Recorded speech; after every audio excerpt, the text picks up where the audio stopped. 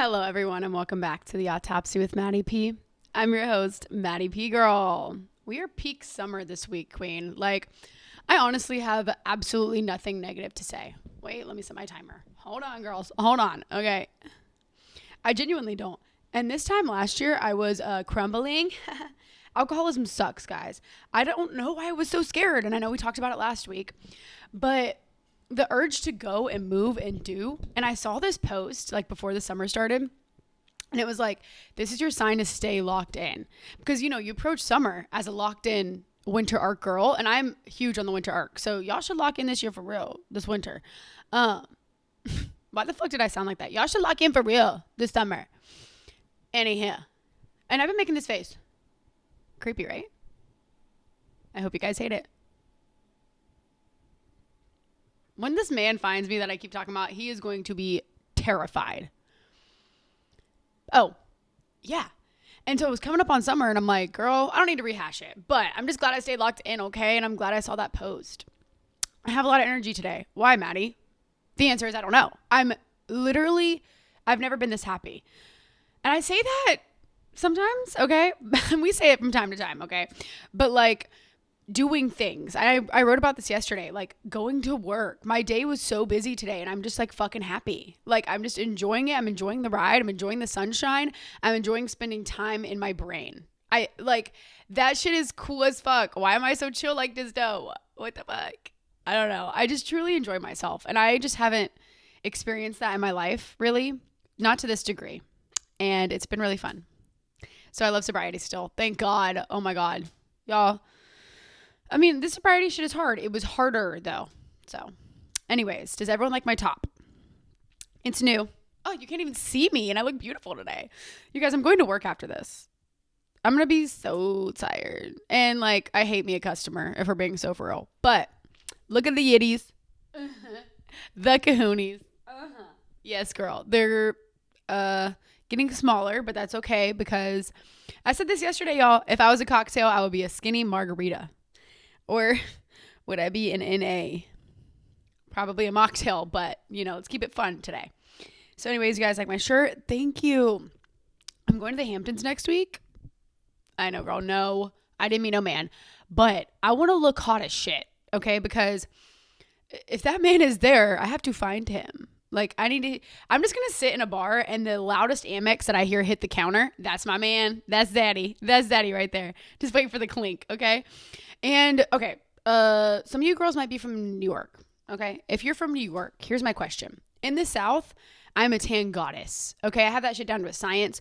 For all of my childhood, all of my teenage years, and up to my adulthood, I'm just a tan goddess. It's the way it goes. We're competing with each other here, okay? Like, who is the best tan? It's the way it goes. In New York, is that considered like almost like an uneducated ass thing to do? You know, like I don't know how tan to get through the week. Like if I'm preparing like the way I prepared for Ob's birthday, girl, I was tanning every day. Because the Southern men are about to see me. But do I tan every day? Or like, do I take a break because they know about skin cancer and shit and they like care about it? By the time you answer that, it'll be too late because I'm actually in the Hamptons when this is released. Thank you. Thanks, girls. So we have some warm-ups today. We're having a very fun day. I'm feeling happy, healthy, loved. I'm feeling loved. I'm feeling blessed. Sky's the limit, queen. So we're going to have some stupid ass warm-ups per usual. But this week they're for some reason about animals. I'm feeling really curious too. And I think I told y'all this one time. Curiosity is such a good sign of a happy, healthy environment and a healthy brain. At least for me. At least for me. Clock that T. How many times have I said that shit for real? But, when I'm feeling curious, it means that I'm just loving life. I'm just loving it and I'm just feeling it. And every night I'm like getting to bed, like Googling shit, like learning and learning and learning. And like, yes, I know what you're thinking. I do have the tism. But I just love that. I love that. And I'm like loving my schedule in the summer. It's just like giving me like, I just keep getting skinnier and skinnier and I keep making more podcasts and more money and saving more while the sun is out and while I look hot as fuck. Like, it is just like, y'all, should I keep bragging? I can go on. No, I won't do it to you. Okay, let's get into it. First things first. I don't know if this is me airing her business like that or if this is something that I even talk about, but y'all know I love my girl, Miss Ellie. Two things about Ellie that we learned recently. She is a chicken biscuit, I think. A cheddar biscuit. She is the queen of Sweden. She's also bread pudding, but she now is a cheddar biscuit. And I don't know how it took me so long to see that shit. The fuck? Like, girl's clearly a cheddar biscuit. And, you know, I've come to find that Ellie has some extreme separation anxiety. And that's okay because mommy does too. Mommy gets it, you know, but I feel bad because, like, I created this beast. And I just feel bad for her because that means, like, what is she doing without me? Like, I can't even think about it. I don't know. So she's being put on drugs. Yeah, I'm drugging Ellie because, well, it's for my dad to watch her while I'm away at the Hamptons. Where are you going again, Maddie? But if she's like emotionally doing better, but how do I register my dog doing emotionally better? You know what I mean? Like, I'll be able to tell, but do I keep her on it? Because it's alleged really low dosage. Because I even asked her, I'm like, are you finna drug her? Because, like, we don't do drugs in our house no more. So, like, please don't drug my dog. She's like, no. It's basically like ashwagandha, babe. And I'm like, okay, cool. Was that me airing her business? Was that boring as fuck? I don't know. I don't care. Moving on. Like I said, I have to work tonight. Wait, did I set my... Okay, I did what I was supposed to do. Yeah, like I said, I have to work. Not tonight. Like an hour. So we're going to like kind of speed do this. I was just in a mood, okay? I was feeling like I was talking to my dad. He's funny as fuck. That's where I get it from. My dad is funny. And so like I was just feeling cheeky and I was looking hot, looking tan, and I had some time. But it's going to be a little... If you think I can't talk faster, you're surely mistaken because I'm going to be speed running this shit today, mommy. Not that I don't want to be here. Not that I don't enjoy your time in your company. Second thing. Did y'all know... And I'm pissed because I've been telling people this and they did not believe me. They thought I was lying through my teeth to them about this. There is manta rays in Charleston, y'all. Did I already tell you this? This coffee is staring at me. I'm sorry, girl. I gotta go in. Something tells me I told y'all that, though. If I didn't, there is manta rays in Charleston. And while I was sitting here, oh my God, y'all, I got flute fries. Oh. Zam zaddy. But while I was sitting here, I was like thinking about them. Just like, this is what I've been thinking about, y'all. Well, you know what's on my mind? Like shit like that. I'm like thinking about manta rays and like spotted eagle rays and cow noses and shit. Like, I don't know. That's just like what's on my mind. It used to be so preoccupied by so much bullshit. And I'm like, yeah, I want to go see those manta rays. So I think my next solo date, not my next because I got to figure this out. And this might be expensive. I might have to charter and like take a day off or some shit. I have got to go see those motherfuckers. Bad. Flying through the air like that, so bad. Oh my God. So that'd be a really fun solo date to take you guys on. If you don't know too, y'all probably know about my TikTok. Please. And if you don't know, there's some solo dates on there. And I think I've been enjoying making the solo date vlogs because I love solo dates and I love using my camera and putting myself on the internet.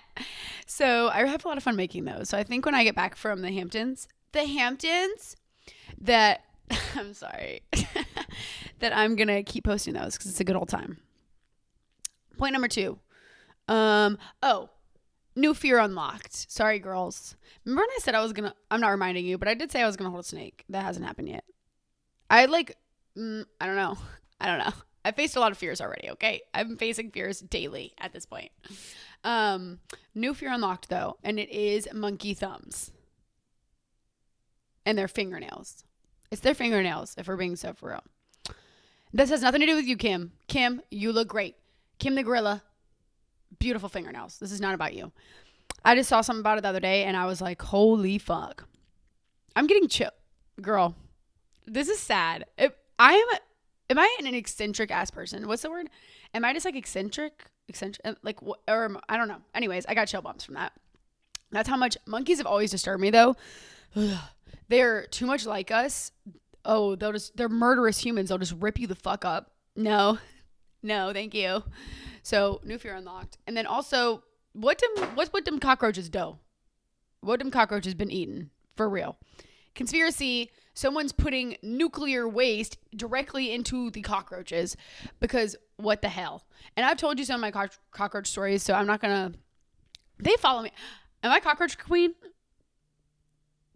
Why is my alarm going off? Oh, my alarm to get ready for work. I'm already ready, baby. That's the other thing. I'm going to be looking snatched as fuck when my hair and makeup did tonight, okay?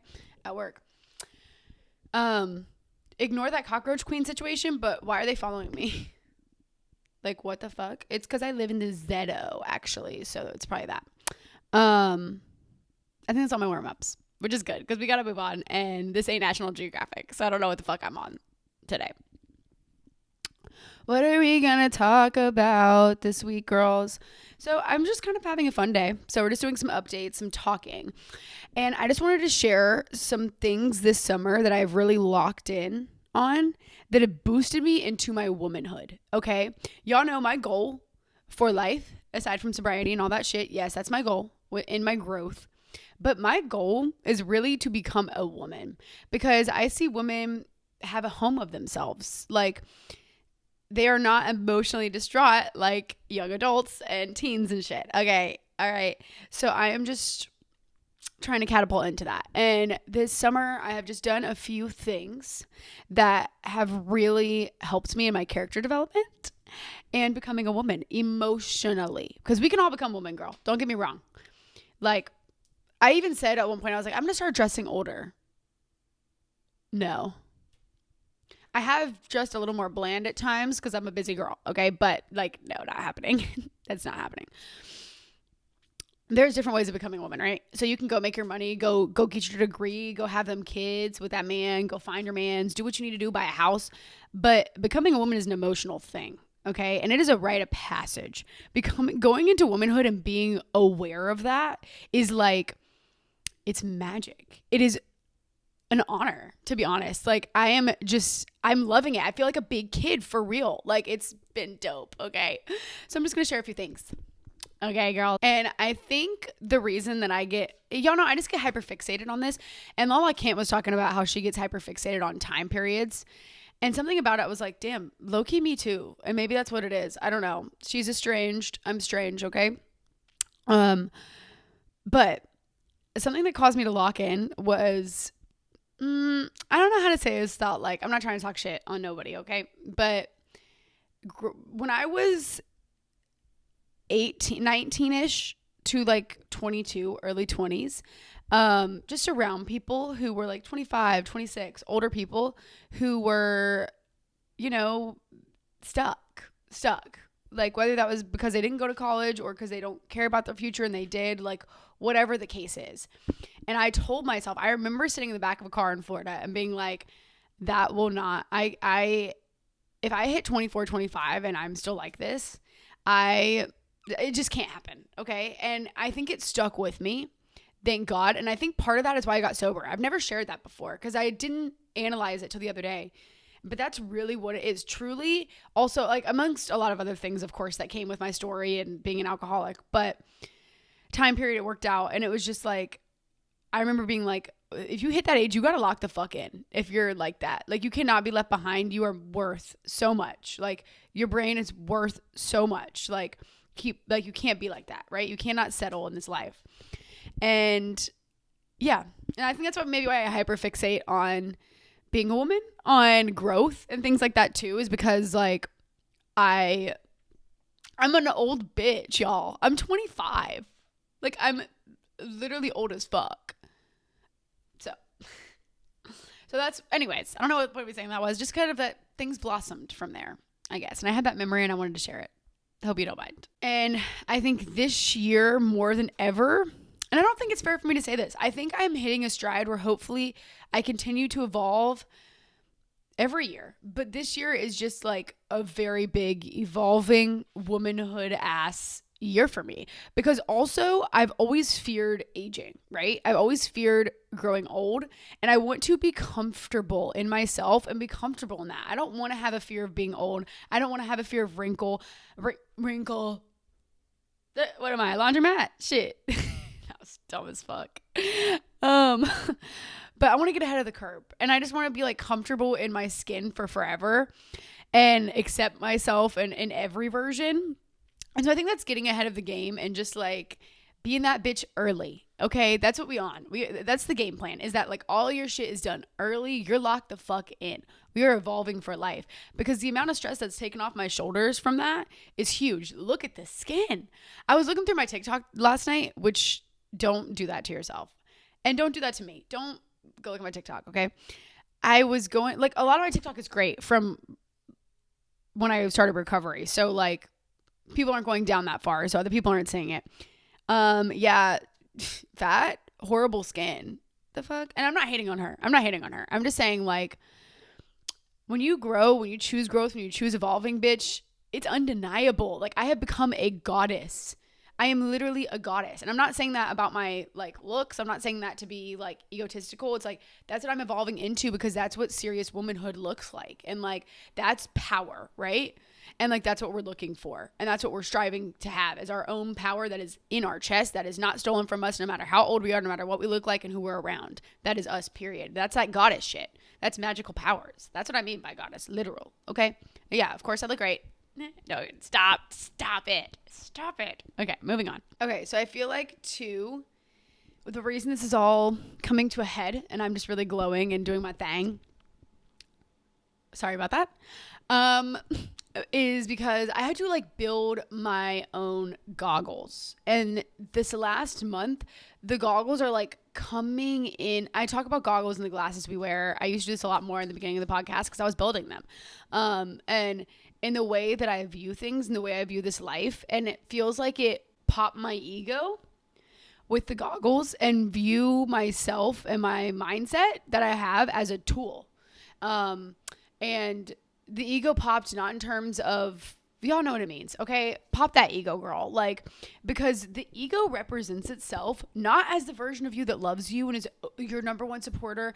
Oftentimes, the ego that like I'm referring to and the ego that kills me at least is the ego that loves itself enough to hate it. Did that make sense? Do you get what I'm saying? Like, the bitter, disgusting ego that does really love itself and is the selfish side that hates itself so much and is like selfish too at the same time. That's kind of the ego I'm referring to. The shitty ego, right? And I have to like pop that and remember to pop it all the time. And that's something that will follow us. Like, and we gain new versions of egos. Like I'm sure I'll meet a version where I'm like, oh my God, girl, we're going to have to fix that. We're going to have to humble this out unless I do some work. And hopefully that doesn't happen to me, but we have to be open. Healing early means that we are setting up for a serious longevity. And I've said that about sobriety before, but I'm talking now in terms of growth into womanhood. And we are looking for longevity. We are looking for patterns and time periods that become us, or we synchronize with life, with air, with who we are and what we want. We are truly synchronized with abundance and what we deserve and trust for real in life and in your God or whatever you think is going on, or just the fucking air and just that things happen the way they're supposed to happen. So yeah. And I think when all of that started happening this summer too, and things were definitely changing chemically in my brain, and I am coming up on a year, so I wonder what that means about toxicity and like unraveling the mess that alcoholism left in my brain kind of. But I used like my self-hatred in a way as it was leaving me to help guide me. In the right spots. So when I was feeling down, when I was feeling these like awful ways about myself, and like even recent, like I'm not perfect. I'm not grown into this beautiful woman. I'm trying to get there. And I think that's a good point that I made last episode where I said like, we're never fully evolved. We're never fully grown. We're never fully healed. We're never fully recovered. And I think that's a bonus too, that I live with, that like I am open to the fact that disaster is going to strike my life. It is going to inevitably happen to me one day. And the point isn't to clean up the wreckage. The point is to be prepared for the wreckage, right? And so I feel like my self-loathing at the end of like coming into summer, at the end of kind of spring and stuff, helped guide me and see what was wrong with me, honestly, because sometimes, and I don't want you to take this the wrong way, sometimes like the way that I dislike myself is pointing me in the right direction. I need to fix it. Sometimes it's, and I don't want you to take that and be like, oh my God, should I go get a lipo? Like, you know what I mean? Or like, it's not like that emotionally in a way. The things that stick out to me and point out in my brain are my guides. And And now I just feel like I learned to, girl, this fruit flies for real. Has really helped guide me in the right direction. Okay. Yes. Bye. That's my sister.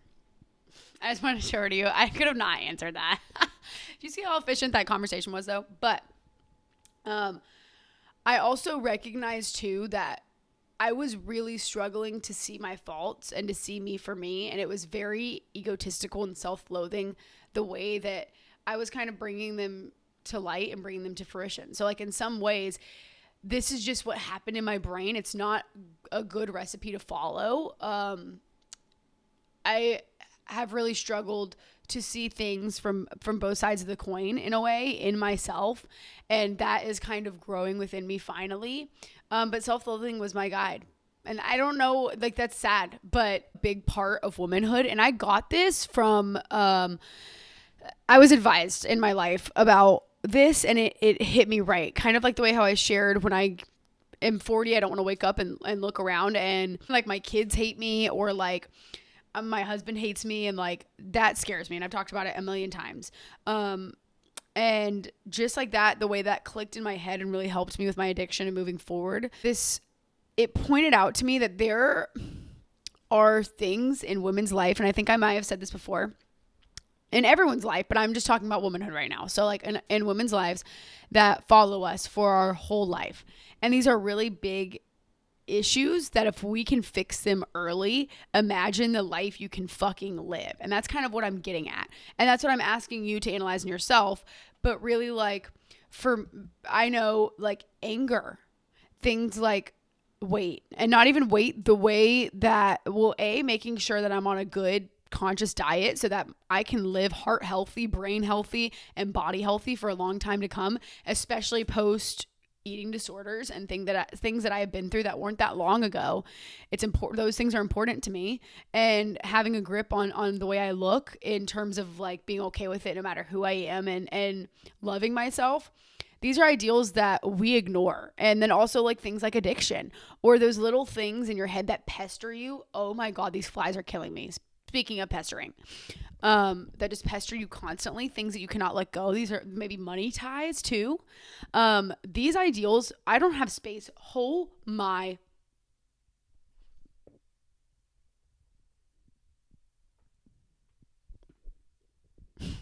Sorry, I'm so sorry.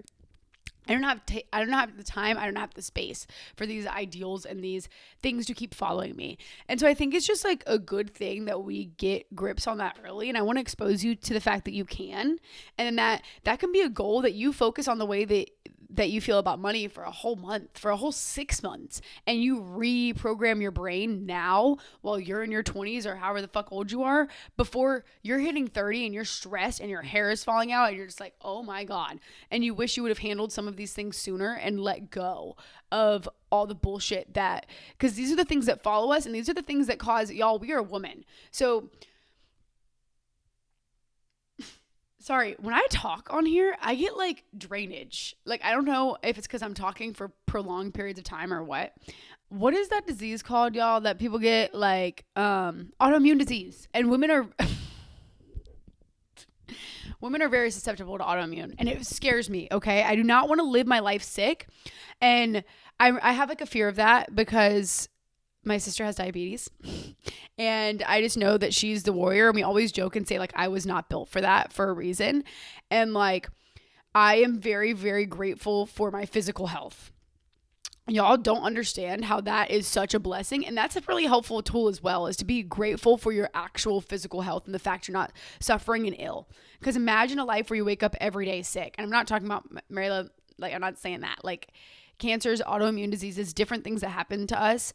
And we are susceptible to that, y'all. And that scares me. Like, getting older and the way that stress actually kills people, and the rat race and the way shit is now, y'all see it in society. Like, these 40-year-old women look 60. I'm sorry. My mom is hot as fuck though, so I think I'll be fine. But like, it's horrifying. And I do not like want to live in the shadow and in the shell of a former version of myself that I will never get back and will always miss.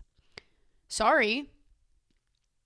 And also, mind you, this is like a little bit off kilter, but as women too, and I maybe have said this, and I don't know how many times I have to say, maybe I said this, our bodies succumb to, and this isn't necessarily about addiction, alcoholism, but our bodies succumb to that shit so much quicker. Our alcoholic deaths are so much worse and so much more horrifying. And I want you to keep that in mind. Moving on. One thing that I recognized, so I wanted this summer, I was just like observing women, older women, and I think it's me craving the wisdom and like being curious and enjoying life and really observing older people and what they do and like doing that shit early. I just feel like that's where wisdom comes from, and we have to like channel that and look for it.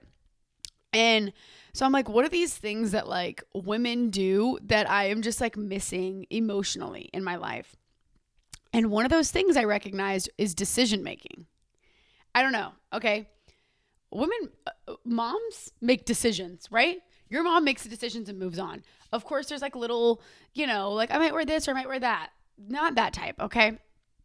And sometimes, yes, that type, if you're horrible at decision making. Adults aren't, like we have efficiency and things aren't that deep and we have to move on, like holy shit, make a decision. And decision making is a really big tool. And I remember hearing about decision making too, like in high school or like different times, decision making skills, decision making this, like building decision making. I never gained anything from it, but it is a tool and it's something that you should be able to do efficiently in your life. And we were out for Aubrey's birthday the other day, like 2 weeks ago actually, and I was deciding, we were leaving the first bar and we were deciding, people were going to a club, okay? And I was like, do I go, do I not go? And I went back and forth on it 5 times, like to the point that I went to the person and was like, okay, I made the decision 5 literal times. And a girl that I don't know very well, it doesn't matter, was just like annoyed as fuck with me, honestly, low key. And I don't know if I should say this. Like, I don't know if that's too personal or what, but like it clicked. Like I literally was like, damn, I cannot make a decision to save my life. Like, and I guess like in that moment too, I was weighing factors. Like what if I get stuck in there and like, I really hate it and I pay money and I'm like trapped in these people and I have like, I know I'm protected in my sobriety and stuff, but like a club is intense. Right. And it's like, it's uptown if y'all know what that is. So it's not like, not talking a real club here. And these motherfuckers are 19. I'm glad I made the decision I did. I ended up going home. Thank the heavens. But I don't know, it just clicked. Like, and I was just like, fuck, I need to get on my decision making. What I kind of realized amongst immediately analyzing this the next day too, is that like happy and confident people don't struggle the same with decision making, because confidence gives you the answer you need. You just make a decision and then you stride through life. You aren't sitting there contemplating and weighing the pros and the cons of a situation. And like, obviously there are times we need to do that, but when it comes to little things, and I just felt in that moment too, I didn't say this, but like in that moment, I felt really childish. And when I can't make decisions, sometimes I feel really childish, honestly, because I feel like that's just a childish trait to have, because children don't make decisions. That's the point of childhood. That's the point of being a parent, is that you make the decisions for the child. And that's why kids aren't allowed to vote and do certain shit. And it's childish to not make decisions. Like, I can't be an adult. Like, how am I supposed to make a decision for my child if I can barely make that shit for myself? Like, come on, grow up. I realized too that in reality, I am decent at decision making when it comes to like my group of friends, or like, so say that we're gonna go eat somewhere, then with like a girlfriend or something, I can make the decision and just go with it. And I wanted to bloom that quality in me where it's just like, okay, the decision is made, let's go do it. It's as simple as that. And like when my friend Kelly was here, I got a really good like training. I got some really good practice is the word, girl, the fuck. I got some really good practice with just making the decision and rocking with it. And I think before, because people would say like, I don't care, just choose. You know, when people say that, and I'm just like, no, but what if I don't choose the thing that you actually want in your heart of hearts? Because you do know what you want, right? In your heart of hearts. Crazy. But I just couldn't make it. And then so I have just made a change. Like, I'm not doing that shit anymore. You need me to make a decision. We're making the decision. Okay. Can you help me make the decision? Where are we going to eat? I don't care. Okay. Then we're going to go here. And we're going to go at this time and do this. And I learned too that it's like, I can't believe that was absent in my life, considering somebody who's gone very action based. And like, that's what a lot of sobriety is. And a lot of what I do, like my solo dates, my choosing to go do things that I've always wanted to do. It's just life is action based. And so I feel like I can't pair somebody who can't decision make with somebody that's action based. I have to be an effective and an efficient person to climb through life in a gleeful way, where I also don't have this baggage of did I make the right decision? When you decide on something, then you know. You don't have to think to yourself like, oh, is that the right thing to do? No, you decided it, and you have confidence in yourself, your decision-making skills. Do I sound like somebody's fucking teacher right now? Somebody's fucking boss? Yeah. So then you don't have those feelings anymore. And then also, while analyzing it, I realized I couldn't decision make because I was torn in myself. And I couldn't trust myself, or I wasn't trusting my gut. And I know sometimes when I analyze things to y'all, I probably sound really dramatic, but sorry, I keep like making sure my boobs aren't out. That's what's happening. Also, don't you guys like the pink and the brown? Sorry, really early 2000s. Love pink and brown together. Okay. But I can't trust myself. And I worked really hard to build this trust in myself moving forward. And I'm seeing cracks in it in something as small as decision making. And I did not like that. And I was like, wait, that makes me feel icky. Like, why can't I just go with my gut and like, I don't know, be efficient like that? How many times am I going to say fucking efficient? Is this a meeting? It's giving meeting. Sorry, y'all. Also going with that is that I don't want my life structured around confusion anymore. I don't have confusion. I don't need these blurred lines that like existed ran rapids, what the fuck ever, through my addicted life. Like just confusion and gray lines and like all this shit. And that's not who I am. That's not who I am now. And I don't like the patterns of confusion that follow lack of decision making. And it did translate into my life, because it's as simple as, what are we doing today? What are we doing this day? And on an efficient day where you go run your errands and do what you need to do before work, in my case, or after work, like however your life looks. And I don't have space for this confusion anymore. I only have space for certainty. Sorry. And once I recognized that, I realized that the decision making was going to help me also quiet the noise, because like, yes, I'm growing. Yes, I'm healing, but there will always be some little bit of clatter, and we'll get into that. It's just how we operate in our brains as people. And I don't want to choose just the light in life. I've told y'all that. I want to experience and I want to feel everything. And I think that a lot of that comes with pain and comes with the human condition and a little bit of chatter. There's nothing wrong with that. We all face it. And so that'll never be gone, and I don't expect it to be at any point. That'd be fly as fuck if it did leave, though. That would be slay as shit. Stop. That'd be some goddess shit for real. So it teaches me to be just okay with me, and to silence that beast of like going back and forth, and like, I don't have space. I don't have room in my brain for all this jumble. We have room to let the thoughts through, and that, so when those troubling thoughts do arise, I have space to explore it and to understand where it came from. And that's not the way it used to be. You used to cover that up. And that's like, we need it to be clean and have some space, so that when we're divided and all the shit, we can't even hear the noise of where the pain came from, or why that thought occurred, or why we're thinking this way, or why we might be upset. And me, in my undiagnosed troubled ass brain, it needs like serious structure, like down to fundamentals. And I was learning that in my early sobriety. I'm still very early in sobriety, and I know I have a lot to learn and a lot to do. But like, I learned that structure in life and kind of what it looks like. And now it's transitioning, and maybe that's where this peace and this happiness this summer is coming from. It's transitioning into my brain and this organized ways of thinking and stuff. And that's what womanhood and what adulthood is. And that's what I aimed for from the beginning. This is like the type of progress that I deeply wanted. Yes, I wanted to survive. Yes, I wanted to be clean. Yes, I didn't want to deal with the traumas and the pains of my alcoholism. But more than anything, I wanted to be normal. And this is the type of shit that unites me with it and makes me want to cry and tear up and just applaud myself and be so proud of myself, because it's literally reflecting into my brain. That's how much work is happening within me. And that shit is awesome. And this is like a stupid example, but like, did y'all ever, and I've grown out of this recently, but like, can't decide on what to wear, like literally cannot decide on what to wear. You're putting 5 different things on, and you leave in an outfit that maybe didn't itch your brain right, and maybe like falling off in a certain area, you have to suck in weird in this area, you shouldn't have worn it. and like how annoying it is to be out in an outfit like that. That's some childish shit. And I don't know why I brought that up and why I use it as an example. It just popped in my head because like I don't want to live like that. So if I'm trying to articulate what I mean by decision making, because I'm not a fucking professor, but like I don't want to live like that. I want to just go out in my outfit, and even if it wasn't perfect, I made the decision to wear it, and who gives a fuck, you know? And like to a lot of people, they're like, yeah, that's how life works, you fucking moron. But to me, I'm like anxiety ridden. I'm like, oh my God, like I can't suck in this way. I can't like do this, like what the fuck.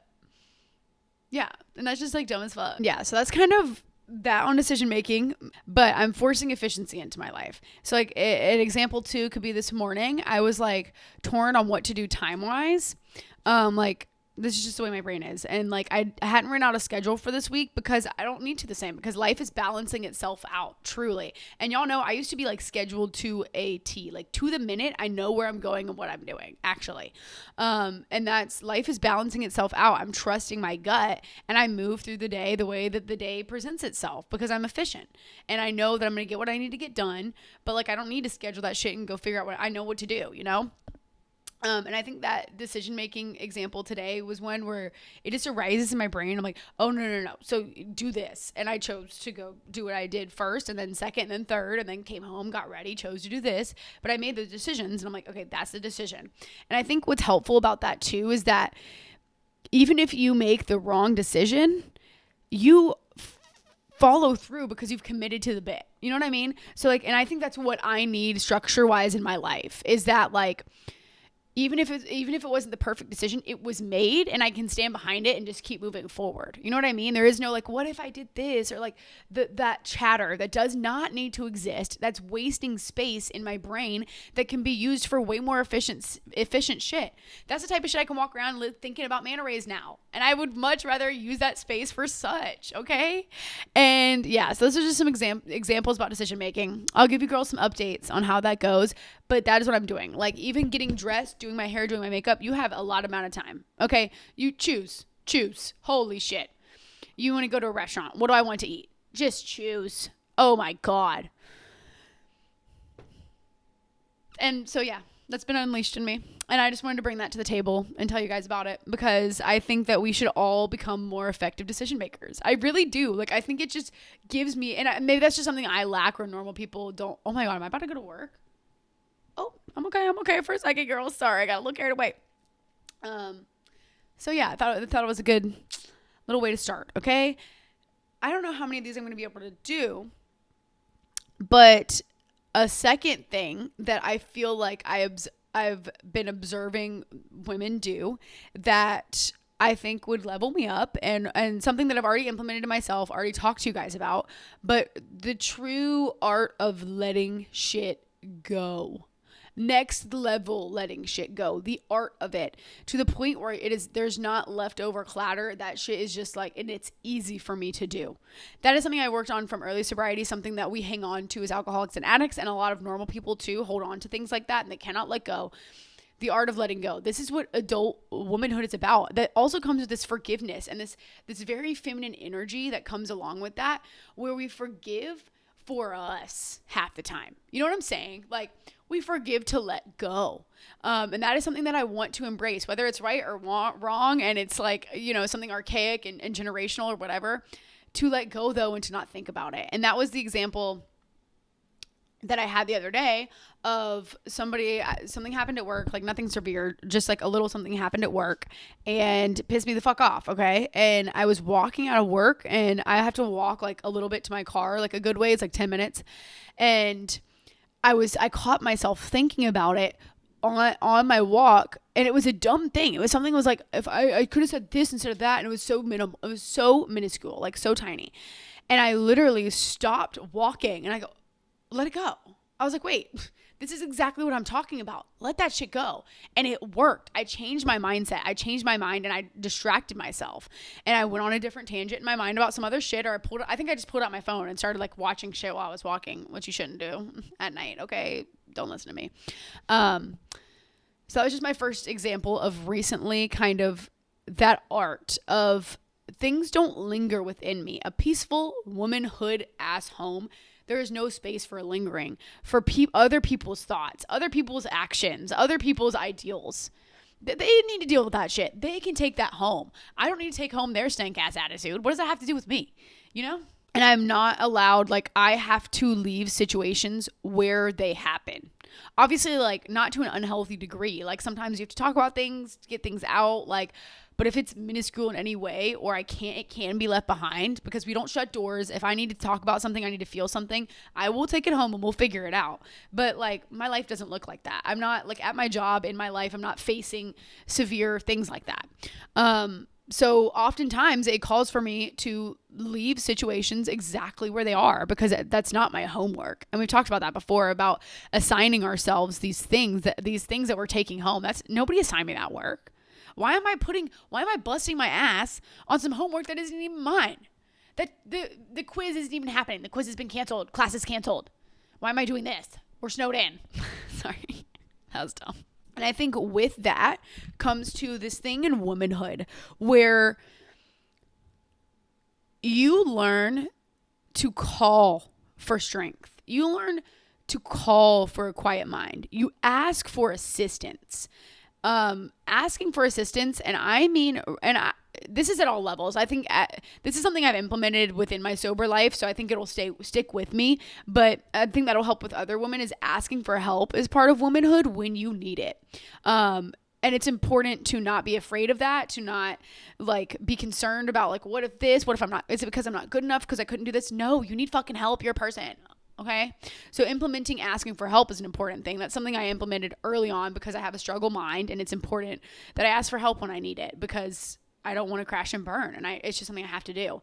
But the type of help I'm talking about right now is asking for help upon your God, maybe, or your higher power, or even the air. Sometimes, like, y'all know, I still am in that weird phase of my spirituality right now. I'm figuring things out. I don't know what I believe. I feel weird sometimes, like, and it's just something I face, and it's been fun. It's been a joy to navigate and to just talk to what I think is my higher power, and, like, but take it easy in that route, not force myself to need an answer. I have a whole life to live where I'll figure this out. And who knows, maybe I find whatever is meant for me in a week, you know, maybe it's 10 years, who knows, but I have a whole life to live, and it doesn't stress me. It's fun, because things are curious when we love ourselves. Okay.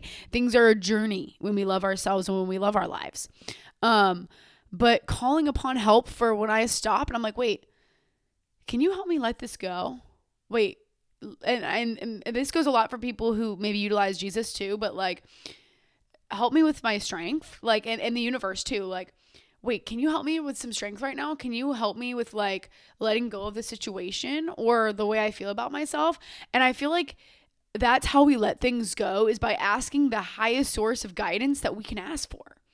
Following the highest amount of guidance that exists. And that's not maybe from our side, you know? And maybe it is. Maybe it's all about the art of letting go, and that's where answers reside, because there is none. The answer is to let go. The answer is to not worry about that shit and to live this happy life. And I feel like I've been implementing that a lot, because that's what I see in women who are older and women with wisdom. They let go. And they ask for help. They ask for guidance in these very real ways, so that the problem isn't suffocating them, because they can rely on their gut, in turn their God, in turn whatever it is, to lead forward. And I think that's just, like, such a beautiful thing. And that goes back to, maybe it's trusting self. Maybe it's, what I'm saying is, like, that's how we build these adults out of ourselves, like these very powerful goddesses out of us, is through that. And that's what it was the whole time. But anyways, it all aligns with, I guess now I'm seeing this like we do, like we see as we lay things out on the table, is trusting yourself, is what womanhood is. A lot of womanhood, is being you are the reliable thing. And I think that's such a beautiful thing about mothers too. I'm getting emotional. Sorry. I love women. Sorry. Oh my God. Is that you are the reliable person, and you never slip, you never fall. You know what I mean? And, like, you are just the strength spiritually, emotionally, everything, like, in this family or in your life or in your personal life, to just yourself, to a significant other, to your friends, to your sibling, like, whatever it looks like. And I think that being a force to be reckoned with is what womanhood is. And, like, that's what I'm building, at least. And that goes hand in hand too with building my armor against my overthinking.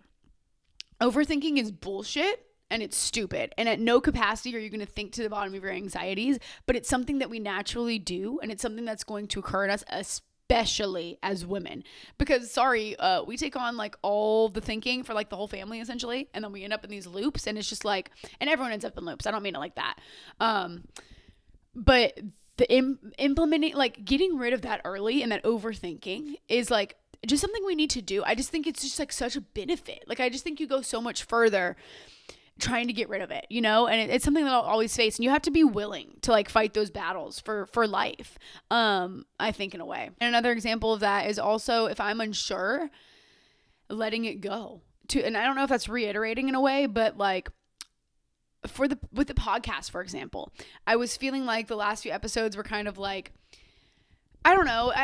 And it's just me overthinking and I'm not hard on myself for the podcast because I don't think I need to be, because I can sit here and do this. Not a lot of people can do this. So like, I do think I have talent in terms of like, and maybe it's not podcasting is what I end up with, but I do think for now I'm decent at it. For a one woman show, like I don't think I do a horrible job. And I was just thinking about it, and I was just like feeling weird about a few episodes I had, and I stopped too and was just like, wait, hey, can you take this off my shoulders right now? The stress of this, like the way I'm feeling about it, like, can this be taken off my shoulders? And whether it's placebo or whether it's real, it helped me, because I'm sitting here today in a whole different feeling about myself in a whole different light. And since that day, I focused on it and was just like, this is not mine anymore. You know, like, I just don't want that. Sorry. I don't like that stress. Sorry. Maybe it's childish a little bit, but I'm just like, yeah, I don't want to deal with that. So can you just take that out of my life? But I liked that. That was so Disney. Mad Disney. On and on and on. And then what I told myself too is like when I stopped, because we have to have leeway too as women, as overthinkers. And I wrote this down. So I remembered that night too, I decided in that moment I wanted to let that go, because what I was overthinking, and I'm referring to the walk to my car, if you're confused, that was a situation that needed to be left there. That should have been left at the door of my work. It was stupid. It did not need to leave. But if there is something that lingers, or like it's not that easy, you know, like sometimes you just need to think on it, or you want to, or you're analyzing maybe the way you acted, which that's a whole different thing. If you're analyzing the way you behave, think on it. That's okay, because we have to also be accountable. We have to be so much at once, and I don't find that overwhelming anymore. I find it beautiful, because each time something works for me, I just level up. You know what I mean? Like every time that I do overanalyze maybe a little bit, but I see where I'm at fault too, and I'm like, okay, that's something that we can change. Like, you know. And so, like, it's crazy that we balance all that. And I don't know. I think we're really awesome. And we're really fucking talented for that, honestly, to, like, be able to find the lines in those things. And, like, but off topic. So what I decided to that night, and I wrote it in my journal when I got home, is I decided that if I have something from work, I have the walk. Okay. If it's something about my behaviors or something like that, we'll come home and analyze, write things down, because I'm not perfect. Sometimes I snap the fuck off. Like, not often. Okay. I'm not like out here bitching at people, but like, you know, we don't all make the right moves. Like, the fuck? I'm a tainted person, period. You know, I've lived a long life. I've lived many of lives. And some of those girls were rotten versions of me. And sometimes they come back, you know, and it's no big deal. But I have until getting to the car to overthink somebody else's actions and somebody else's shit, because you can't always control it. And it's not about like, I can just let it go. Like sometimes you're pissed or you need to think things out. So I've been giving myself to the car. And then because also the car is an enclosed environment where I can change. Okay. So I can put on a podcast, or I can put on something and put my mind in a different universe. And it's like a new place. And a walk is a good way, because I feel like you're exercising your mind. I don't know. Is that stupid? I feel like it's like an okay time to think about things. Like, it's not okay to sit and think about things. I think also is in a way what I'm getting at. And I'm just recognizing that now is, I guess that's what I kind of meant in a way, is that like, you can't sit with things, but you might be able to walk with it for just a little bit, but you cannot sit. That's when things soak in. You need things to be like bouncing off you. You know what I mean? Like, in these thoughts, like not becoming yours or like of you or your fault by any means, or like whatever. And then also that night I decided that my bedroom is a thought-free zone, girl. Like, in terms, like, yes, I journal my bed. Yes, I have so many thoughts. Yes, I'm a curious person. I analyze. I do these things. But in terms of, like, overthinking of other people's things, again, and stuff like that, it's just like not allowed in my bedroom. And so I decided that if something's bothering me and I have something going on, I at least need to move to the couch. I don't know. I think that too, maybe I'm recognizing that my environments do have a lot of energy in them, and I need my bedroom to be very clean. And I need it to be very peaceful and very loving and just very calm. It's my bedroom, you know? And versus I meditate on my couch. So maybe that's where I go think and I have some power, or I take back my power because I'm lacking it. So I go get it from those areas.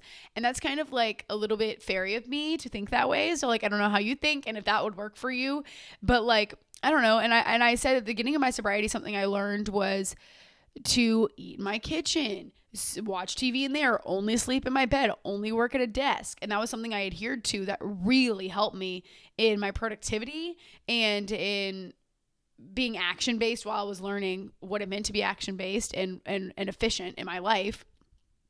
And now that's transferring over to emotionally kind of too. And I really that was just something that has been helping me these last few weeks as I venture into my adulthood. And I think that comes too with like seriously protecting my peace, seriously. And that has to be something that you're willing to do. That if you don't love yourself, that's not something that you want, you know? And so I think there's like levels to building that. And I think it's easy to say like protect your peace. It's like start with loving yourself though. You know what I mean? Like start with like these little ideals, like at least love yourself, and then we can work on that, because it's a big pill to swallow to say like protect your peace. People don't even know what that means. You know what I mean? People don't even know what that means. You know what I mean? I'm like gonna have a seizure today, and I need to finish. I need to go to work. Oh my god. Okay, yeah, I gotta get to work soon, y'all. But protecting my peace in this new way, it's happening robotically where things are popping up and I'm like, wait, the fuck? That is not mine. And I think that it helps with identifying what does belong to me and what does not. And that was not something I could even really identify before. But now I can feel it. Like I can literally be like, that's not fucking mine. Or like, that's not mine. And like people say that. And I never understood what they meant. I mean, I did, but not to the level I do now. And I think that that's a beautiful part of womanhood too that I'm growing into. And because it's building I have a confidence in my brain. And that's why I sit here and I glow like this. It's a confidence in my brain, because we wear our sorrows and we wear our pains. And we all have a little bit, but you can tell when somebody's sorrow and pain is winning the battle, you know, like you can tell. And so I think too, in a way, strong women trust God. Strong women have faith in the future. And I'm not religious. Y'all know that. But like she is clothed in strength and dignity and whatever the fuck, she's not scared of the future. I believe in that. I'm not religious, but I do find that in women. And I do find that strong, really just kind, patient women who I yearn to be like have a faith, you know? And that sounds weird. Like I'm not trying to get you to have a faith. I'm not religious, but like the way that I let go, it could be to err. I don't know, you know? And I think that that's what I mean by God. And I say God because some of you have that relationship. And I think that that's what makes a strong woman, is diving into those relationships and into those faiths too. And I find it to be an underlying factor among some of the people some of the women I strive to be the most like. Ironically enough, considering, oh my God, this fly again, considering I'm not religious. And to remember that it is a privilege to be a woman. And you better act like it. It is a privilege. Imagine waking up with a stank ass dick, girl. No. Privilege. I would hate being a man. And I'm so blessed that in this life, I am a woman. And I love every second of it. And I better act like it. I better be thankful for it. And I better flaunt my shit. And be that bitch. Because I am that bitch. Period. And I think I don't have a lot of time here today, guys. So we might have to do this all another day. But another thing too is patience is a good key thing, I think, for if you're looking for something to work on and you want to blossom in these like ways into adulthood. That was something I started also in my sobriety journey. So like it's been something I've worked on and will continue to work on and is reoccurring now as I'm really trying to find really grounding. And that's what I'm looking for in my adulthood. It's grounding too. Like really grounding ideals like patience. And I'm not saying that in a submissive way as a mother. Like that's not what I mean by that. Patience like with ourselves, with others, with everyone. And I think that is a motherly instinct, but not in like a submissive way. It's just patience is how we remain calm and how that noise is quiet and how there's not like a constant thing going on, you know? Like patience is serenity and is being able to be still and be calm in times of wait, in times of want, in times of all of that. And I don't know. So I just think patience is a good thing. And we can have a patience episode if you want, and how I worked on it and what it's looked like, because patience is something that I've shared with you. I didn't know was actually a big virtue that I already had. I just had to like blossom it a little bit. And that's what it is. Maybe you just don't know, because there were so many things that I had to ignite that just, I was like, oh, like where I realized I'm a huge realist, that I do understand reality, that I am a part of society. I'm a huge part of reality. I get it. And patience is like that too. I was like, I'm an extremely patient person. And that was not the understanding that I had beforehand. And so I think too, maybe this is one of the last points we'll make before I have to go, but something that was really childish in me, and this is not for everyone, was that I recognized too recently, and these new things are coming up because I'm reaching each healthier spot that I get to, more things come from the subconscious, come to the surface that I can work on within myself. And that is, I'm very passive. So I don't like confrontation, and I don't like not being the Southern belle. Okay. And it's just something that I learned, I think, from being a pastor's daughter, and just like that Southern belle ass shit, which is funny because I'm not a bitch like that at all, but that piece was ingrained in me, and like the faking it and the lying part of it. And it's just like, it's ingrained in me. And I realized that like, I can still be very passive. So I have been very outspoken, and that comes from confidence and from trusting myself and getting rid of that. And just like, no, I am who I am. And like, I say what I say, and I believe what I believe, and I say what I need to say. And that was something that I recognized in strong women that I didn't have. And that was power. And that was not being afraid, a lack of fear. And that was not something that I had. And I think this is something that I'm going to have to work on really seriously this next little bit and my whole life. But it's definitely like an ingrained thing in me. And I'm getting to the beginning stages of it, and what's wrong with being passive, and like why I don't want to be fucking passive, because it's fucking horrible and so childish. But yeah, it took me, and it's crazy how I couldn't even see it. But like, I was not open about what I was feeling, about what I was thinking. I was more so just like, wouldn't like the person anymore and wouldn't tell them to their face. You know what I mean? And like, that's just like not cool. And I couldn't even recognize it because it was just a trait that I had. It was just ingrained in me from wherever the fuck it came from. So I have been fully opening my dialogue is what I've been doing. My dialogue is open, and I am proud of myself. And you know, sometimes I say shit I don't like. Sometimes I'm just fucking weird, and it is what it is. But the dialogue is open now. Because if I walk away now in my life with leftovers, with animosity, that is my fault. That is not the other person's fault. So when I walk away with these things, I could have voiced it and the person might have had an answer for it, but I didn't even give them the chance. Instead, I'm having animosity and I'm walking away sulking. Or is that the word? The fuck? What was that? Where did that come from? But yeah. And all of these things to keep me both simpler and closer to the moment, which is the whole goal. And they say we need to be bite-sized in recovery, and I believe in that. We have to be bite-sized in our humility and our kindness, in the way that we are, and our grandiose ideals and stuff. But we don't have to be bite-sized in who we are. You know what I mean? And what we think and our opinions. Sometimes, you know, I don't want to say that to everyone because y'all gonna piss me off. Don't go piss me off, okay? And I think that's something I've just grown into over the summer, and that's just trusting and belief and love for yourself in general. And I just want to trust myself so much that I don't have to think about it.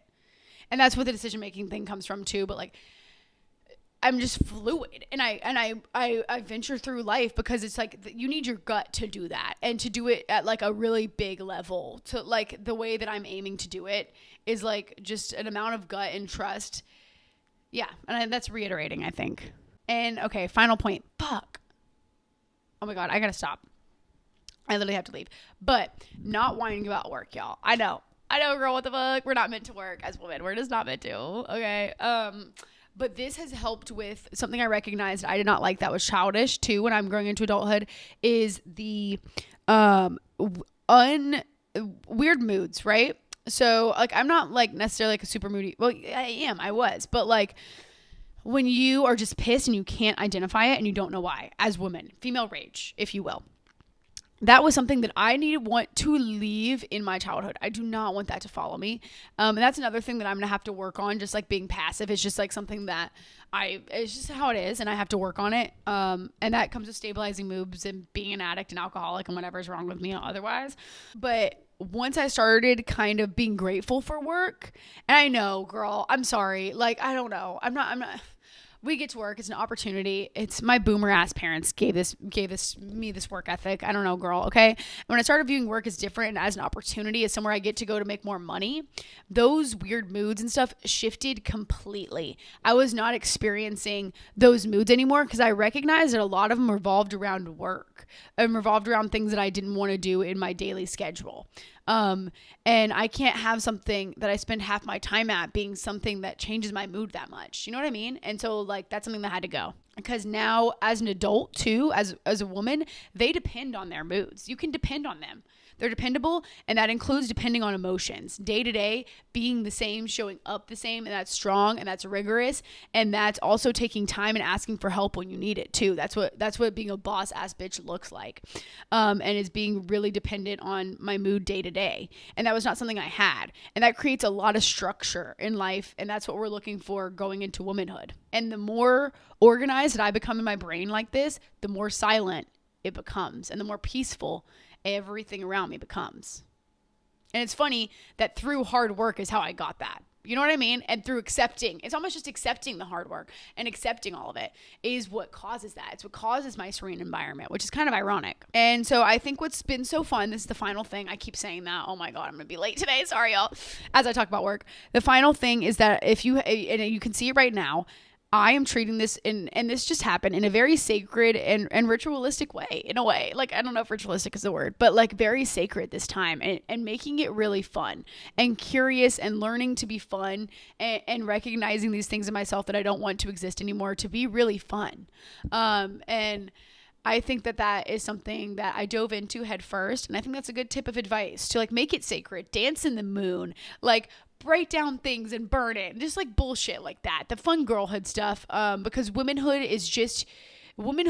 is never away from childhood. You are still that girl forever. And womanhood is not getting rid of that. Womanhood is not getting rid of those traits. It's accepting them, and it's you learning to keep them forever, and you making your own home out of yourself. That's what it is.